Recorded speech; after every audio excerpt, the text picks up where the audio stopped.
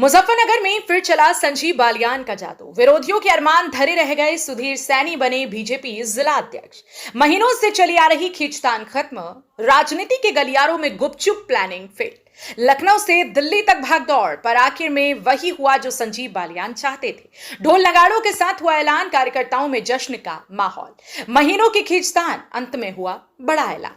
मुजफ्फरनगर की राजनीति में पिछले कई महीनों से एक ही सवाल गूंज रहा था, बीजेपी का अगला जिला अध्यक्ष कौन। नाम बदलने की चर्चाएं थी, गुप्त बैठकों का दौर था। बड़े नेता अपनी अपनी पसंद के नामों को आगे बढ़ा रहे थे। कुछ ने दिल्ली तक अपनी बात पहुंचाने की कोशिश की, कुछ लखनऊ के गलियारों में समर्थन जुटा रहे थे। लेकिन कहते हैं, जिसका बल्ला चलता है उसी का सिक्का चलता है। और इस बार भी वही हुआ। ड्रामा, सस्पेंस और कई मोड़ों के बाद आखिरकार सुधीर सैनी का नाम फाइनल कर दिया गया। अब यह फैसला अचानक नहीं हुआ। इसके पीछे पॉलिटिकल स्ट्रेटजी और लॉबिंग और सही वक्त पर सही चाल चलने की कला थी, जिसमें संजीव बालियान का कोई मुकाबला नहीं।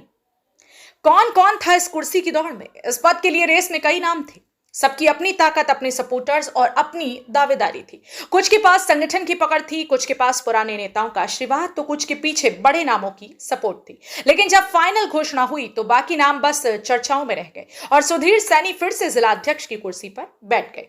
जब लखनऊ से दिल्ली तक मच गई हलचल। बीजेपी का जिला अध्यक्ष बनने का फैसला किसी छोटे मोटे मीटिंग में नहीं हुआ। लखनऊ से दिल्ली तक चर्चाओं का दौर चला। नेता, मंत्री, संगठन के लोग सब अपनी अपनी पसंद को आगे बढ़ाने में जुटे रहे।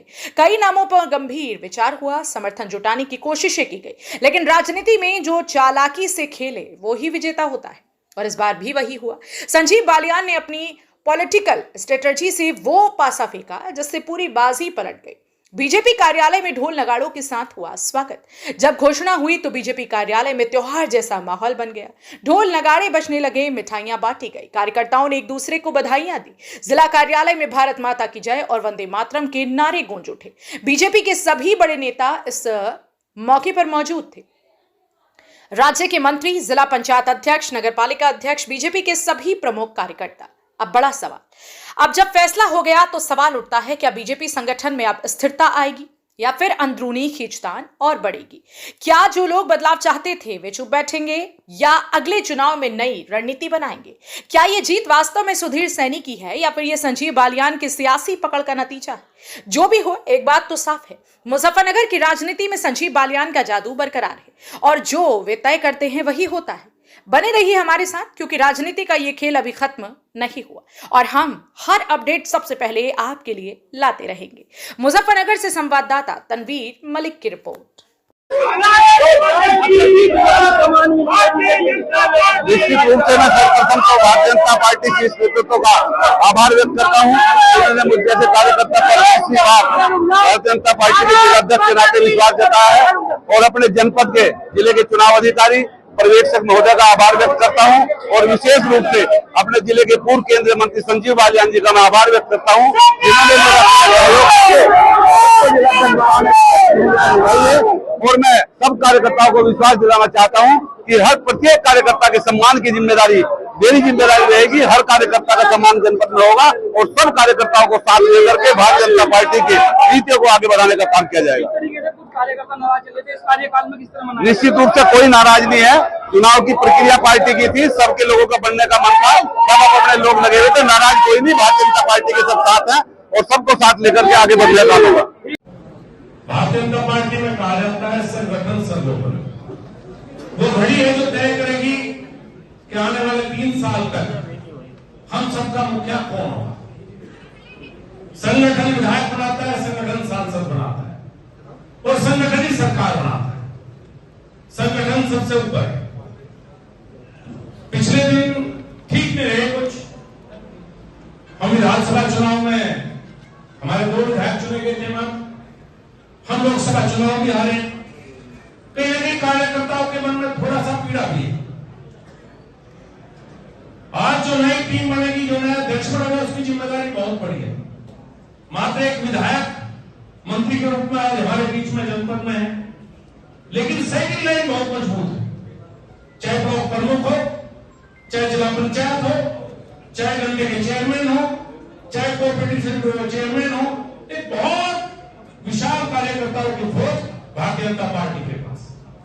लेकिन पिछले कुछ दिनों से मैं देख रहा हूं लगातार चाहे हमारे मंडलाध्यक्ष हो, चाहे जनप्रतिनिधि हो, कहीं ना कहीं निराशा का माहौल सा दिखाई देता है। जब कहीं मिलते हैं उनके मन में कुछ ना कुछ पीड़ा जरूर है। चुनाव हार के कोई बात, लेकिन सरकार अपनी है, सरकार भारतीय जनता पार्टी की है, और कम से कम नया अध्यक्ष इस टीम को एक विश्वास दिलाए कि कार्यकर्ताओं की सुनवाई होगी, कार्यकर्ताओं की चलेगी। मेरे याद है जिला पंचायत सदस्य ब्लॉक प्रमुख मंडलाध्यक्ष वहीं से फोन करते थे, मोर्चे के अध्यक्ष, भाई यहां सुनवाई नहीं हो रही, यहां कार्यकर्ताओं को पीड़ा है, फलानी तहसील फलाना थाना कुछ ज्यादा समस्या है। उस समय दूसरे तरीके से सुलझाई जाती थी। अब हो सकता है सुलझाने का तरीका कुछ बदलना पड़े, लेकिन नई टीम के हाथ में बात रहनी चाहिए, एक हौसला, एक कार्यकर्ताओं के मजबूती का हौसला हमें देना पड़ेगा। और साथ के साथ जैसे निर्वाल साहब ने कहा, सबके मत अलग अलग होते हैं। ऐसा नहीं कि मुझे सांसद का टिकट मिल गया था तो मैं श्रेष्ठ था, या जो बैठे विधायक उन्हें टिकट मिला वो श्रेष्ठ थे। यह तो जिसके भाग्य में हो उसे मिलता है। बहुत से लोगों ने प्रयास किया, टिकट में भी करते हैं, अध्यक्ष के लिए भी किया, और किसी की किसी से निकटता ज्यादा होती है, किसी से प्यार ज्यादा होता है, उसका मतलब यह होता है कि दूसरे से कोई पीड़ा है। बनने वाले अध्यक्ष की जिम्मेदारी भी है कि जिस तरह के माहौल है उस माहौल को ठीक करने का प्रयास किया जाए, कार्यकर्ताओं को दोबारा समझाया जाए, दोबारा कहीं ना कहीं जो छोटी मोटी गुटबाजी है उसे समाप्त करने का प्रयास करें। और एक जगह तो होती है कई बार जीवन में स्लेट साफ करके आगे बढ़ना पड़ेगा। मैंने तो अपनी स्लेट साफ कर दी, और मैं आने वाले अध्यक्ष से निवेदन करूंगा कि स्लेट साफ करके सबको साथ लेके प्यार मोहब्बत के साथ, जैसी मजबूती के साथ भारतीय जनता पार्टी पहले थी, उससे ज्यादा मजबूती के साथ सबको आगे बढ़ाने का काम करें। मेरी शुभकामनाएं होने वाले अध्यक्ष के लिए बहुत बहुत धन्यवाद।